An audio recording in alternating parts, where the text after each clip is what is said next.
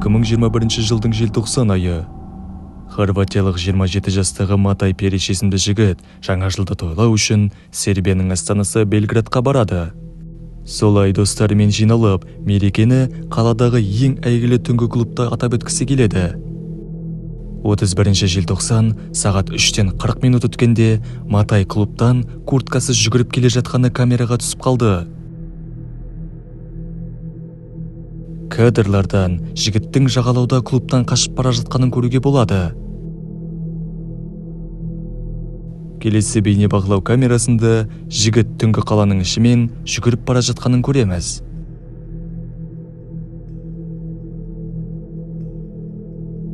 Бір кезде ол қиылысқа жүгіріп шығып, қолымен өтіп бара жатқан такси көлігін тоқтатты.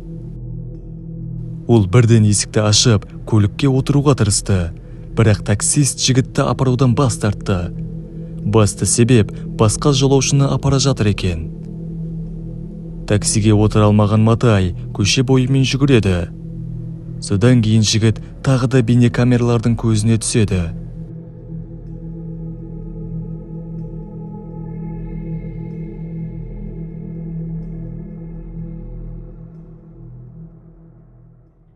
Бірнеше минуттан кейін жігіт мейрамханаға қарай жүгіріп барып, қоршаудың үстінен секіріп өтеді. Ары қарай ол жағалауға қарай жүгіреді.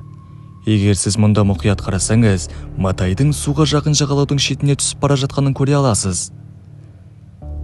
Осымен оның марафоны аяқталады. Ақырында жігіт суға түсіп, оның ізі жоғалып кетті.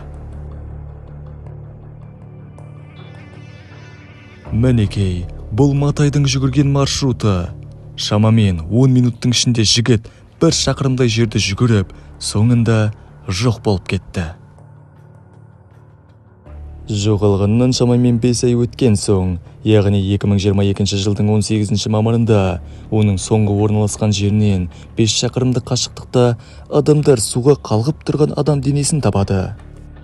Бұл дәл сол 5 ай бұрын жоғалған Матай Перич еді. Үстіне қара футболка, көк джинсы және аяғына кроссовка киген. Дәлірек айтсақ, жоғалған күнгі киген киімдері. Осы жерде айта кетейін, достар, фотолардың цензурасыз түрін еш жерден таппадым. Егер де жақын арада тауып жатсам, Telegram парақшама салатын боламын. Сондықтан төменде тұрған Telegram парақшамызға тіркеле кетіңіздер.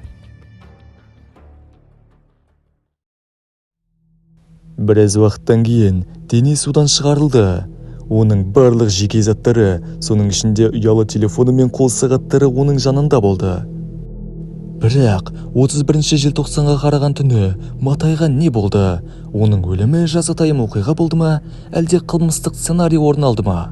Осы сұрақтарды қазір талқылап көреміз. Матайдың достары бұл жағдай бойынша үнсіз қалды. Сол уақытта түнгі клубтағы камералардың барлығы істен шыққан екен. Кейінірек полиция жағалауда орналасқан тағы 2 бейнекамерадан жазбалар алды. Бұл камераларға түскен бейне шынында да жан түршіктірері анық.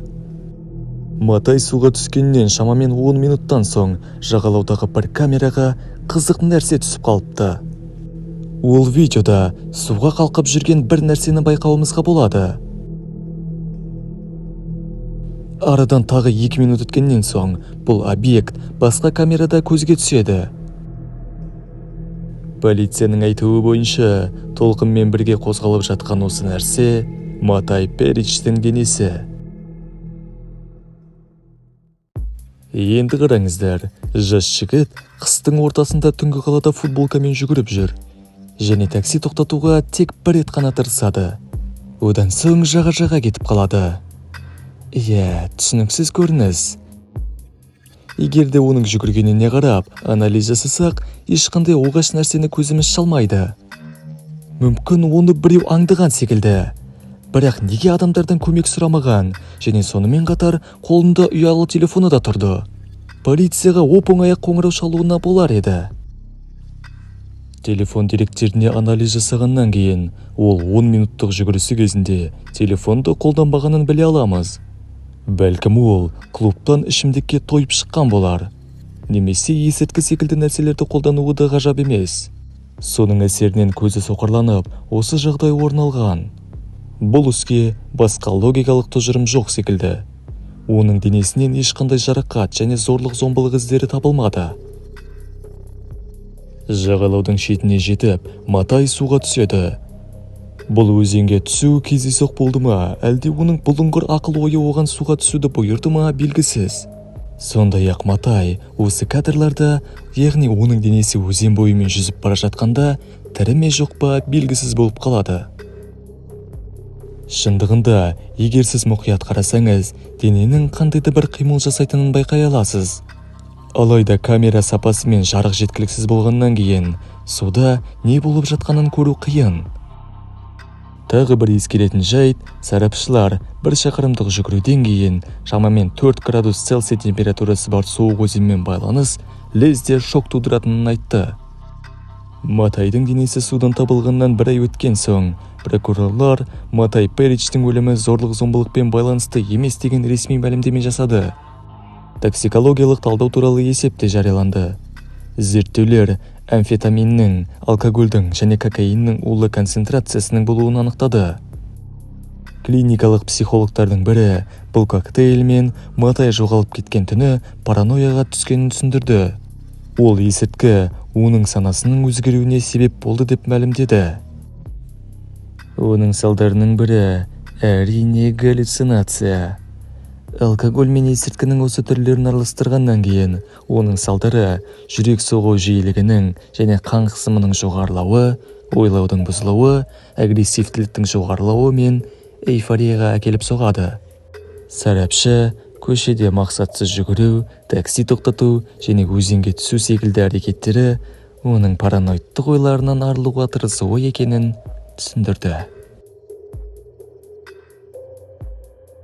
Осымен видеомыз аяқталды.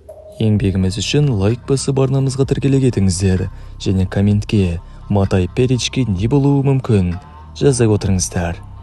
Ендеше сіздермен бірге болған және әрдайым бірге болатын QR ұжымы келесі видеоларда кездескенше.